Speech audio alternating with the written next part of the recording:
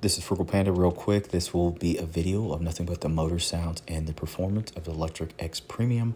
A majority of this ride was done using the pedals, but after a while I started using the throttle too. I was curious about the performance of it, which is subpar on it. But like, I'll keep messing around with this bike and try and find that sweet spot for it. As I said before, I'm used to riding hub motor bikes, even though they have gears too. They're not necessarily needed for it. So anyway, I use first, second, and third. A lot of times in throttle, usually second or third when I'm utilizing throttle, just to check it out on inclines and stuff, and see how well it did. I love the look of this bike. Like I said, I'm going to keep messing around with this bike and try and find the sweet spot for it. And it's going to keep getting used, of course. I spent $1,800 for this bike. And like I said, I really like the look of it. And it still has some value for me, definitely, in my collection of e-bikes.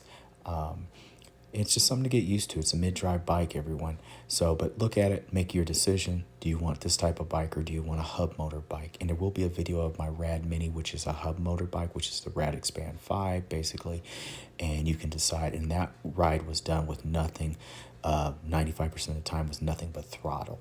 Anyway, I hope this helps someone out, or at least helps you research a little bit further which one you want to get, a mid-drive or a hub motor. And both of them have gears. Someone had commented and said they didn't have, hub motors didn't have gears. They have as many gears as a mid-drive. It's just how they work is different. Anyway, thanks for watching, everyone. Have a good day. Oh, and Lectric XPremium has already been unlocked to the Class 3 setting, though I was only able to hit 28 twice, and I was at different rides, and it was only on like really hilly areas going downhill. Other than that, this thing would never sniff 27 unless you were really trying to ride really hard, and you'd probably need a shower after you got done. Anyway, thanks for watching, everyone. Have a good day.